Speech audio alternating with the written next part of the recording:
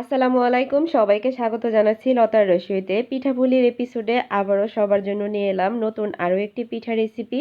আজকে আপনাদের সাথে শেয়ার করব জামাই কুলি পিঠা। এই পিঠাটা মূলত তৈরি করা হয় নারকেলের পুরভরা ছোট ছোট পুলি পিঠা এবং হাতে কাটা সেমাই পিঠার সমন্বয়ে।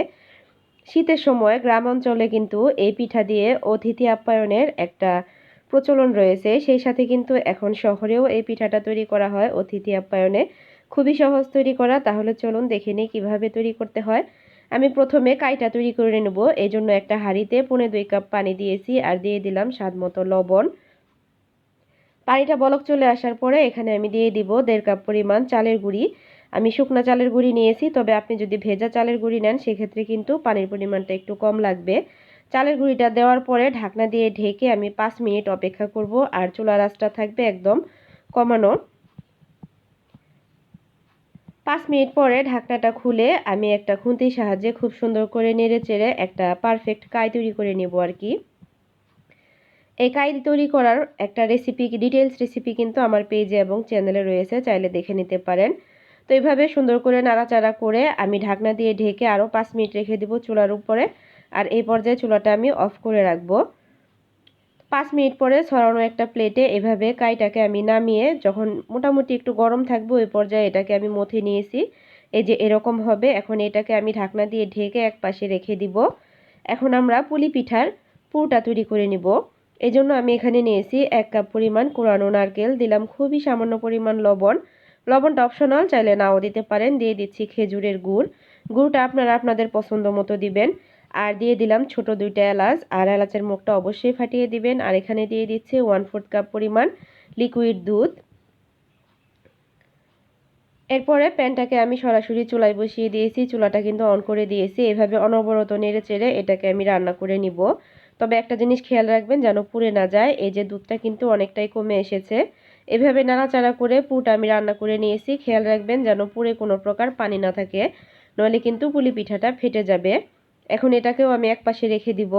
এখন প্রথমে আমরা হাতে কাটা সেমাইটা তৈরি করে নিব। আগে থেকে বানিয়ে রাখা কাই থেকে আমি সামান্য একটু নিয়ে এভাবে লম্বা লম্বা করে নিয়েছি সুতার মতো। তারপরে ওখান থেকে একটু একটু নিয়ে এভাবে হাতের তালুর সাহায্যে আমি সেমাইয়ের শেপ দিচ্ছি।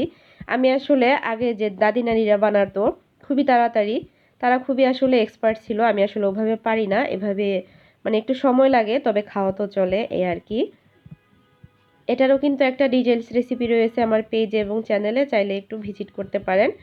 এখন পুলি পিঠার জন্য আমি এভাবে একটা পাতলা রুটি বেলে নিয়ে একটা কুকি কাটার দিয়ে রাউন্ড শেপ দিয়ে এভাবে ছোট ছোট করে কেটে নিচ্ছি। এতে করে সবগুলি পিঠার শেপ কিন্তু একই হবে এবং সাইজ এক হবে। আর এই পিঠার সাইজগুলোটা কিন্তু খুবই ছোট ছোট হবে, একদম ছোট হবে, খুব বেশি বড় করবেন না, তাহলে কিন্তু ভালো লাগবে না। এখন আমি ওখান থেকে ছোট একটা রুটি নিয়ে মাঝখানে খুবই অল্প পরিমাণ একটু পুর দিয়ে পুলি পিঠা বানিয়ে নিচ্ছি। এটা আসলে বলার কিছু নাই, দেখে বুঝে নিতে হবে। দুই পাশ থেকে এভাবে চেপে চেপে সিল করে দিচ্ছি, ভালোভাবে সিল করে দিবেন। চাইলে এভাবেও রাখতে পারেন, তবে আমি একটু ডিজাইন কেটে নিচ্ছি আর কি। এভাবে জাস্ট আঙ্গুল দিয়ে একটা চাপ দিয়ে এভাবে আটকে দিলেই কিন্তু ডিজাইনটা হয়ে যাবে, খুবই সহজ। তবে ডিজাইনটা যদি কেউ না পারেন শুধুমাত্র সিল করে রেখে দিলেও হবে, কোনো সমস্যা নেই। এই যে একটা পুলি পিঠা কিন্তু রেডি। এভাবে আমি সবগুলি পুলি পিঠা কিন্তু বানিয়ে নিয়েছি। এই তো আমাদের হাতে কাটা সেমাই পিঠা এবং পুলি পিঠা রেডি। মেনলি এটাকে জামাই পুলি পিঠা বলা হয়। নতুন জামাই আপ্যায়নেও কিন্তু এই পিঠাটা রাখা হয়। এখন এটাকে আমরা রান্না করে নিব। রান্না করার জন্য একটা প্যানে আমি 2 কেজি পরিমাণ গরুর দুধ নিয়েছি।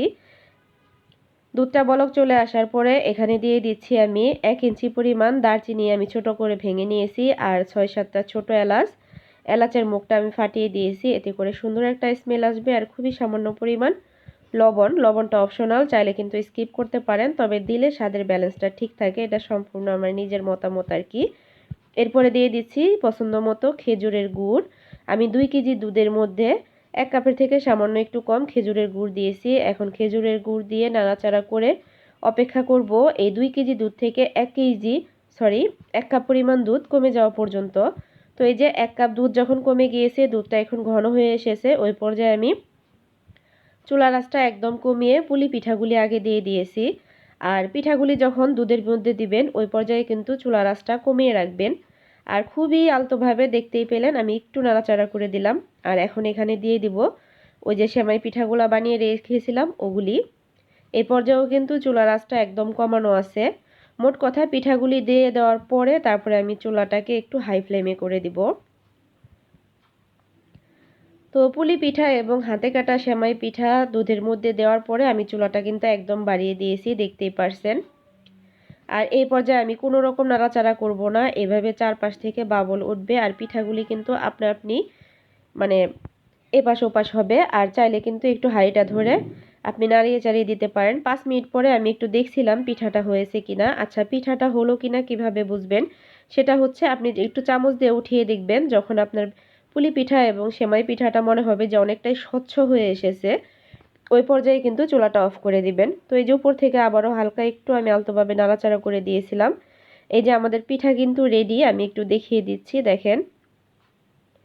আর পিঠাটা আমি মূলত রাতের বেলা বানিয়েছিলাম। এই পিঠাটা আগের দিন বানিয়ে রাখলে পরের দিন খেলে কিন্তু ভীষণ মজা লাগে। আর এই যে দুধটা কিন্তু এখন এরকম লিকুইড মনে হলেও পরবর্তীতে আপনি যখন সার্ভ করবেন এটা কিন্তু অনেকটাই ঘন হয়ে আসবে।